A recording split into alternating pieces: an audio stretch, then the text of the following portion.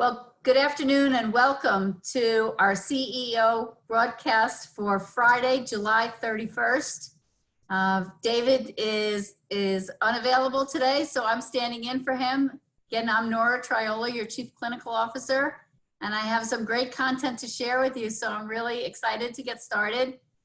And now for our first topic, I want to again express gratitude. This is a great story that came in from Fort Wayne, Indiana, and really Christine, who was one of our clinical nurses, and how she got creative and innovative and solved a problem that many of you have expressed you're struggling with, which is really, how do we help our clients feel comfortable when we have to wear all this protective equipment? And so what she was ingenious in doing was dressing up Althena's toy and making that wear a surgical mask and get a respiratory treatment. And you can see she hasn't got a bit of fear that she's watching and caring for her loving stuffed animal. And yet that individual has a surgical mask on and she's not afraid at all. So as we think about, the use of our surgical masks and the face shields, we want to make sure our clients are comfortable. And I know these stories are going on across the country. So please do send these and send them in and share them with us so that we can make sure to get them distributed. So you can see just how creative as an organization our clinicians are in helping our clients be comfortable with this new ever-present personal protective equipment. So now, after expressing gratitude and maybe starting a challenge for each of you to send in your photos, we'll move to the next topic, which is our personal protective equipment. Last week when I was with you, we talked about the new standard of using the face shields. And the face shield requirement will go into effect on the 7th. And I know you've been working hard to get those supplies. And what I'm really wanting to now cover with you today is how to clean and disinfect those shields so that you keep yourself free from any contamination and use the shield the way it's intended so that you're protected from the virus.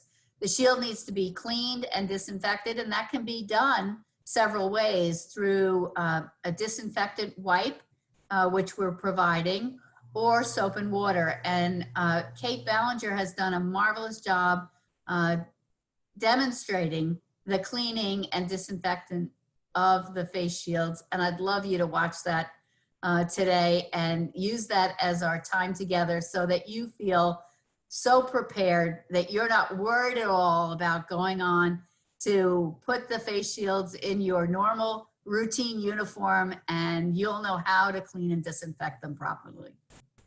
Thanks and have a great day. Keep yourself safe and know how much we appreciate all you're doing to care for our clients during this unprecedented time. I would like to review the current process for cleaning face shields for reuse. I will begin by talking through each of the steps, and then I'll actually demonstrate the process. The first thing that you will want to do is identify a hard, dry, clean surface to set up your barriers. You'll set up 2 barriers, and you'll designate one to be your dirty barrier and the other to be your clean barrier. Now, these barriers have on the undersurface a thin plastic film that prevents any moisture from seeping through the barrier.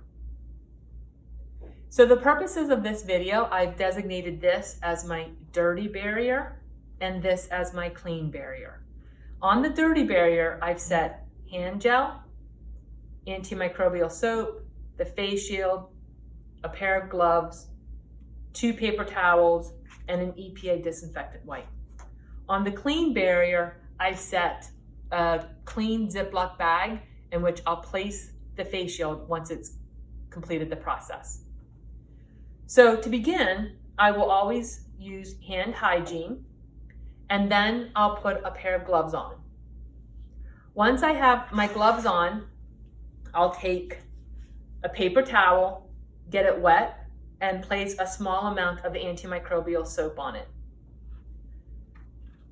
Always start cleaning the face shield from the inside to the outside. That's because you'll be working from the least contaminated surface to the most contaminated surface. The other thing to know is that we'll begin the process by using soap and water to clean the initial layer of gunk off. Once you've used the soap and water, then you'll get another paper towel with just plain water, and you'll clean from the inside to the outside to get the soap off. Finally, you'll use a dry paper towel to dry the face shield, again, inside to outside. Then you'll use your EPA disinfectant wipe. Every EPA disinfectant wipe has what's called a contact or dry time. And this is the amount of time the surface needs to remain wet in order to effectively kill the bacteria. So for this EPA wipe, it says on the front of the packaging that the surface must remain wet for 2 minutes. It's important that you know the contact or dry time of the specific EPA wipe that you will be using prior to starting this process. So I'm ready to get out my EPA disinfectant wipe, and again, I will start from the inside of the face shield and move to the outside of the face shield. Then I will place the face shield onto the clean barrier to allow for the appropriate amount of dry time. I will remove my gloves and complete with hand gel. Once the face shield has met the appropriate dry time or contact time, I then can place it into the Ziploc bag for safe storage until I will reuse it again.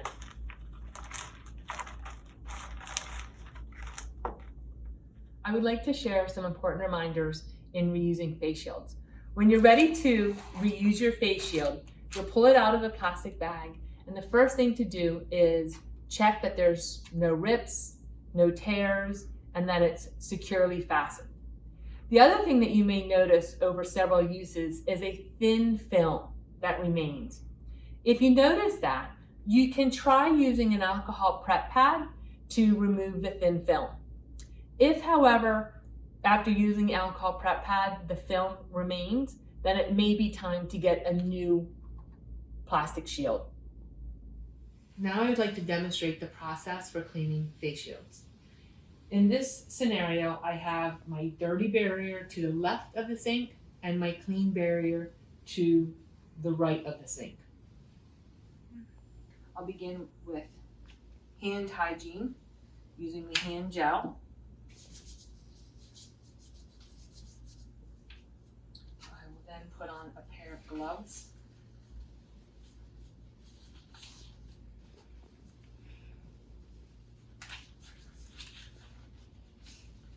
And the next thing, grab a paper towel and put a small amount of my antimicrobial soap. Begin cleaning from the inside of the face shield to the outside. So again, you'll be going from the least contaminated to the most contaminated. Then I'll grab a paper towel just with water that I'll use starting from the inside, moving to the outside to remove the soap. And again, by doing this with the soap and water, it's just cleaning, it's the initial cleaning to get the layer of gunk off so that the disinfectant wipe can be effective in its cleaning and killing the bacteria.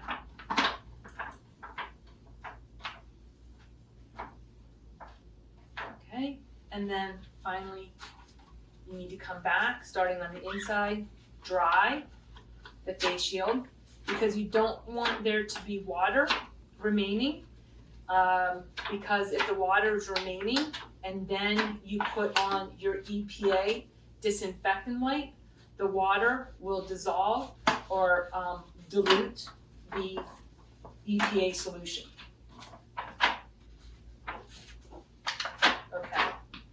Now we're ready for the EPA disinfectant wipe. Starting from the inside, moving to the outside.